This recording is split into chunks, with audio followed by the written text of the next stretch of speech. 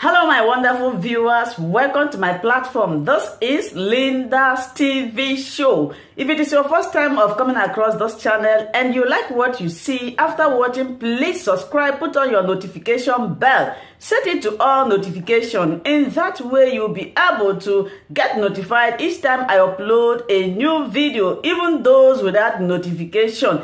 Here we react to all forms of videos, international and local. Every Saturday by 2 p.m. we have our interaction section. You are free to call in to air your opinion about the happenings in our society. Invite your friends, share my videos with your families and colleagues. Do not keep this information to yourself. Myself, I will be sitting down here to watch this video together with you from the beginning to the end. Then we'll go to the comment section and leave our comment, our opinion about the video we watch. His left is the new governor of Anambra State, Charles Chukwuma Soludo, former central bank governor. Let's follow the conversation. Servicing our debt annually by $3.5 billion without the quantum of debt going down. That was just to service the debt. We are not paying any of the any part of the principal. And the first thing we tried to do was to build up our reserve. Before we came in, when we budgeted annually and we said that we will be selling oil for $30 per barrel and we sold for 35. The 30, the 5 on top, the 35, everything we eat up. At that time, we ate it up. But then we came up with this idea of what we call excess crude, which means that if we budgeted for 30 and we sold at 35, nothing will touch that 5. That 5 is set aside. It's not even put into reserve so that we won't spend it. It's put aside. Now, we did that. Our reserve was going up. What we call excess crude was going up at the same time. Then we face another thing, the debt. As I said, we were paying $3.5 billion to service the debt. And that was not good enough. So what can we do? I went around the world and we eventually got to debt relief. And we paid about 12 billion, I think, or out of, anyway, we were owing about 36 billion and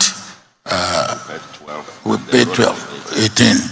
And then that was what they call Paris Club. Then we went to London Club. Again, we got something. So our debt, the quantum of our debt came down to under 4 billion. All right, so we've done very well for debt, and we were able to pay off. The reserve was growing, and the reserve got to about 62 billion until we took the money to pay the debt and all that. Then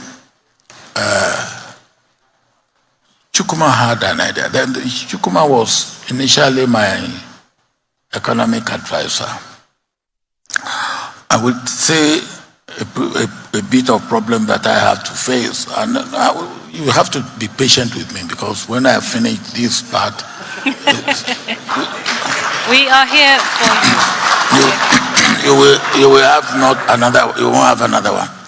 Now, Chukwuma was a consultant, a very good one at that. He's not a particular fan of World Bank. Then I had in my second term, I had a minister of finance who, of course, came from the World Bank. And we have one woman in the World Bank who is looking after Africa, called Kruger.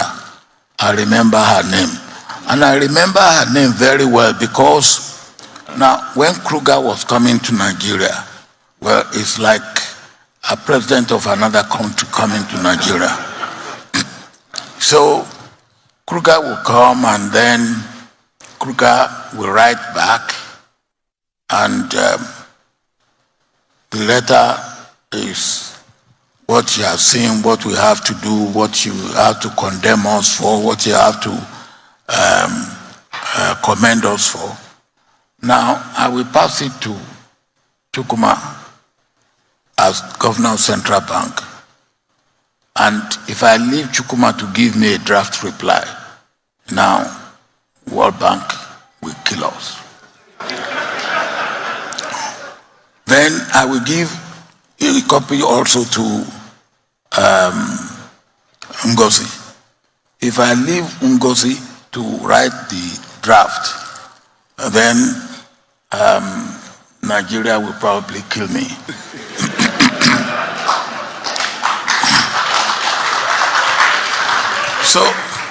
So I will ask Chukwuma to give me a draft, Ngozi to give me a draft, and I will take the two drafts and spend a night on it. Then when I finish with Chukwuma, I will say, Chukwuma, look, if I give you this thing to write, and if I follow what you have written, then World Bank will rub my face on the floor. So please, Chukwuma, learn this lesson. Never say no to World Bank, but never do their bidding.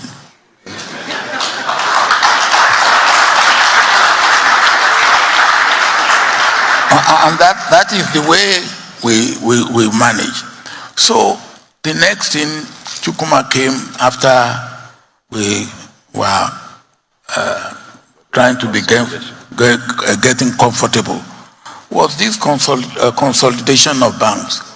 Actually, that day, I think I was going to council meeting, and he came. He said, $200 million a bank. I said, why 200? 200 is not right. Let's not make it 250.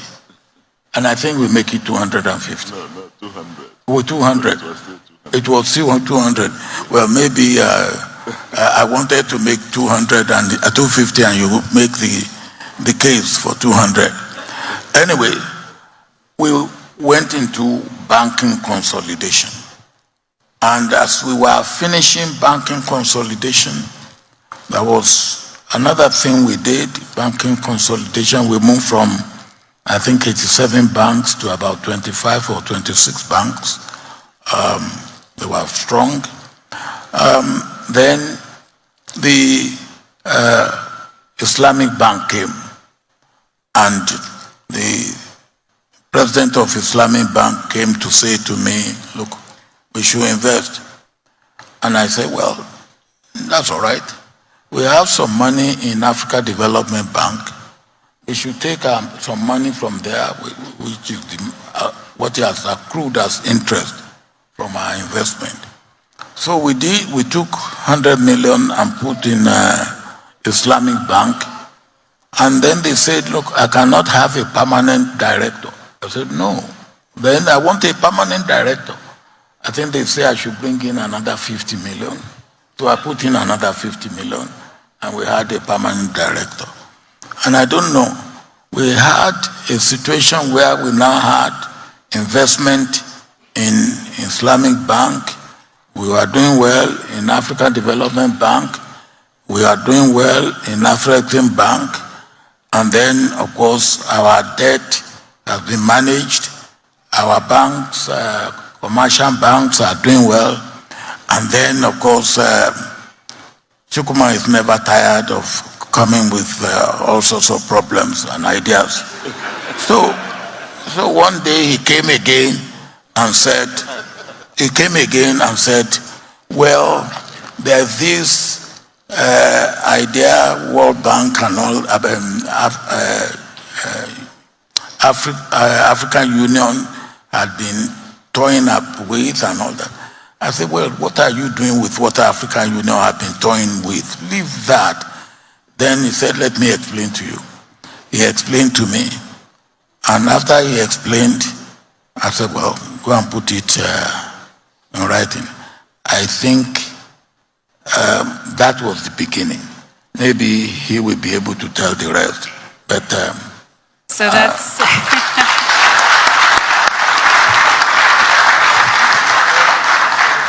so now we have the inside story, how the AFC was born. It's fantastic to have that insight, because I think one thing it does show us is that it requires some innovative thinking to address current challenges.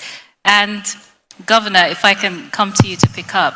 Oh, thank you very much. Thank you very much, and thanks for having me.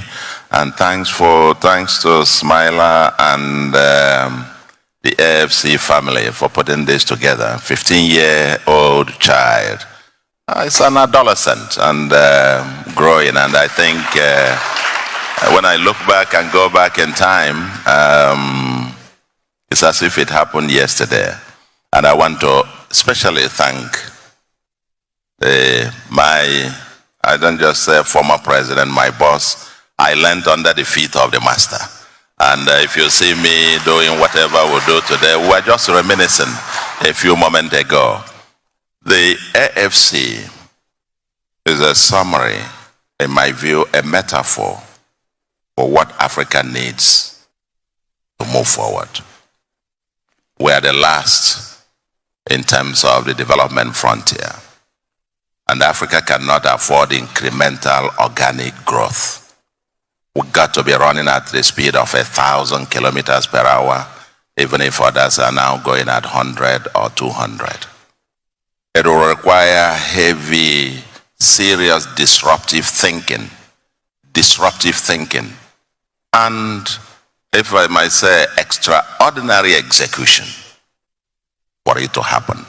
And this is what AFC, in my view, summarizes. This is the whole history of it. I think after the 10th anniversary, quite a number of people, the former US ambassador and a whole lot of others were urging me to write the story.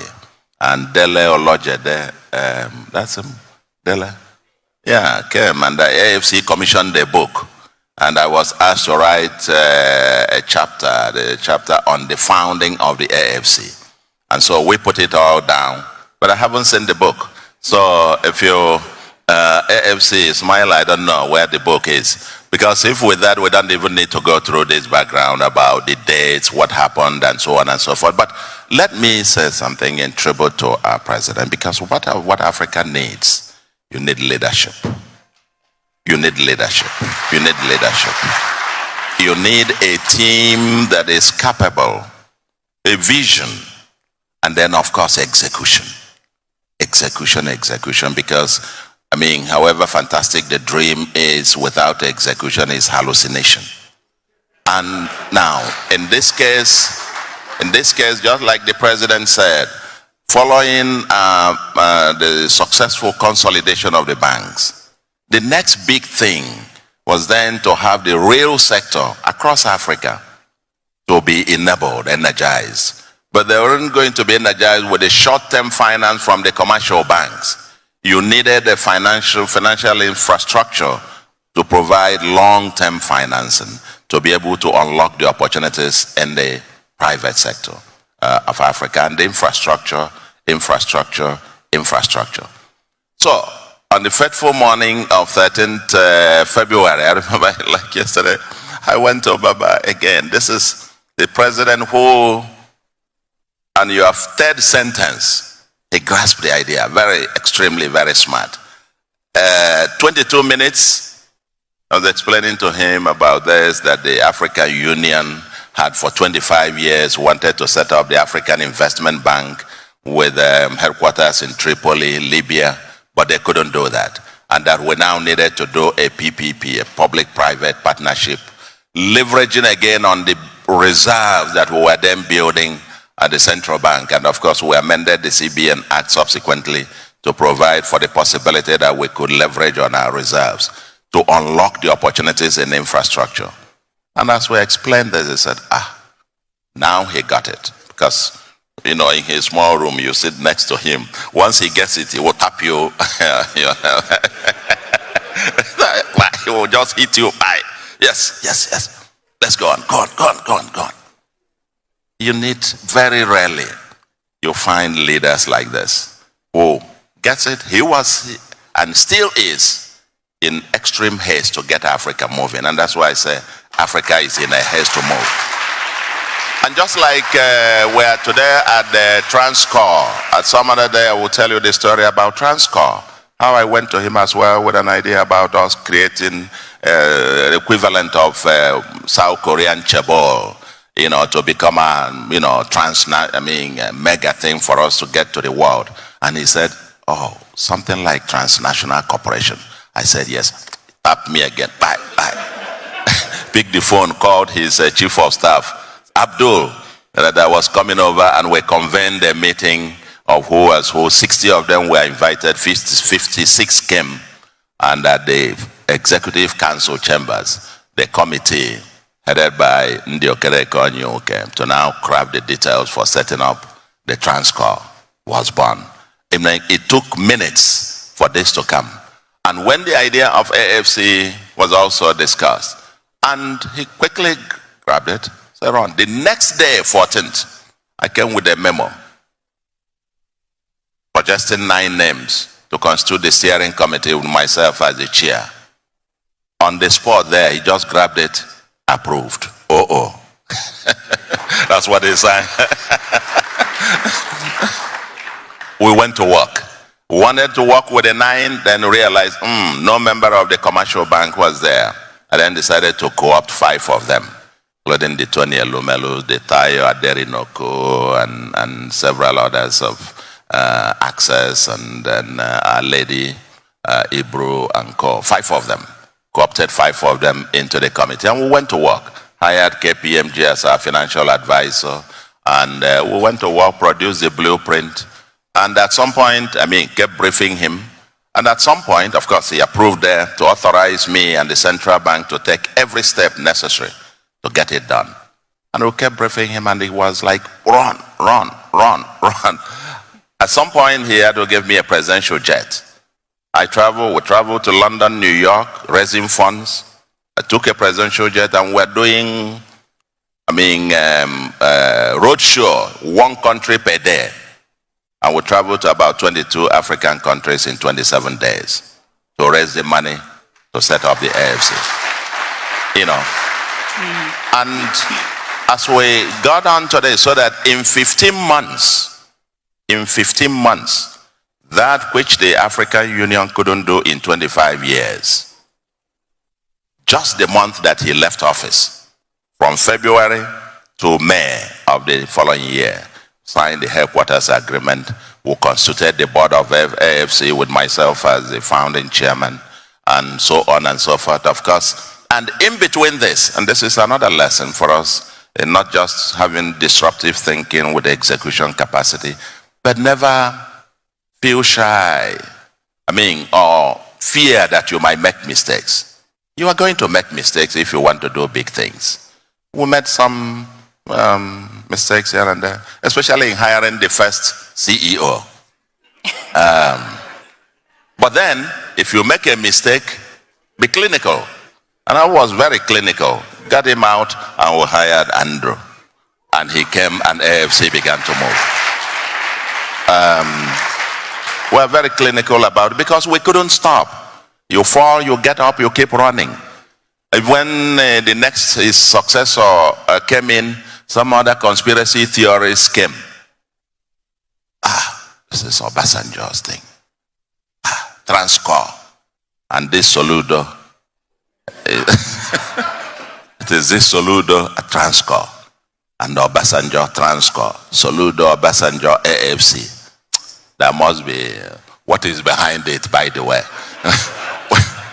There was concerted effort to kill Transcorp, concerted effort to kill AFC. I can tell you it took an arm and a leg. I think all the gray hair I developed was developed in 4-6 months, fighting for the life to save the baby. Because they had the baby on the slaughter to kill. And sometimes he will call me and say, what is going on? I say, Baba, it's politics, so. But we will survive.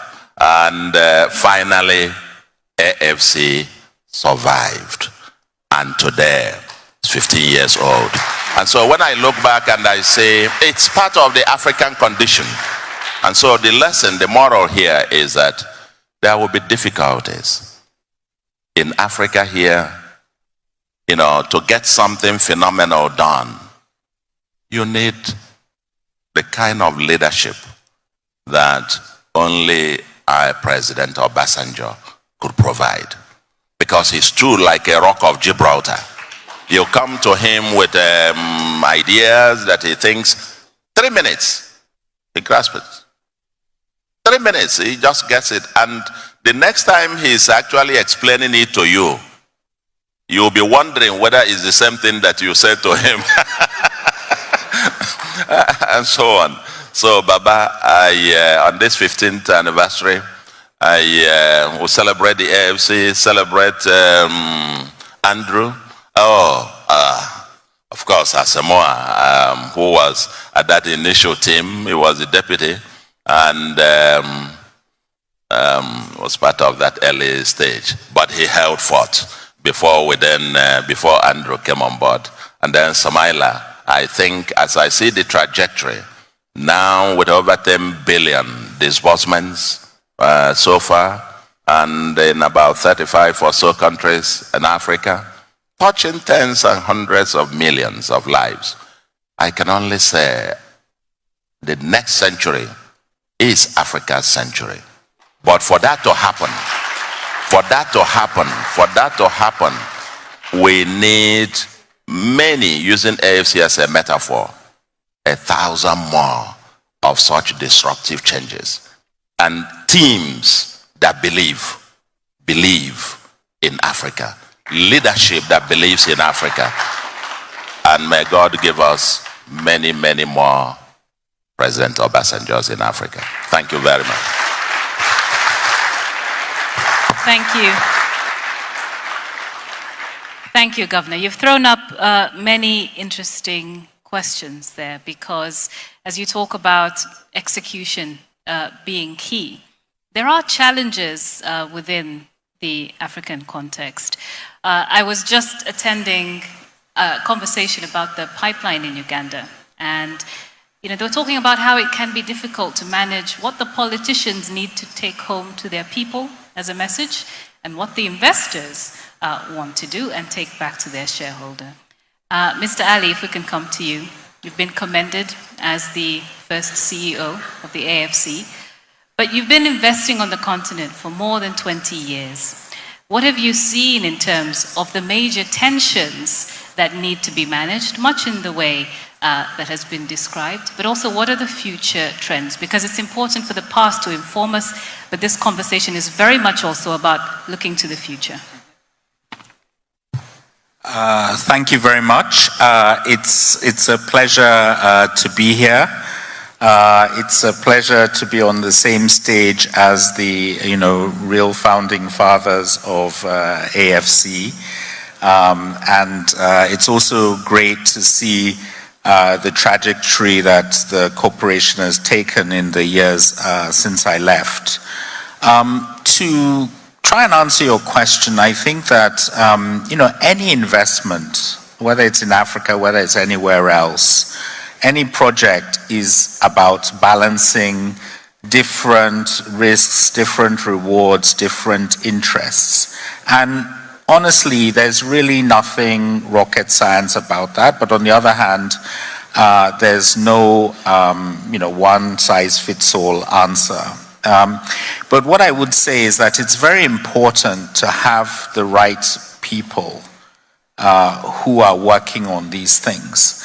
And, our founding fathers have, talked about it from the top, but I'll talk about it from the bottom, which is the team that we had in AFC.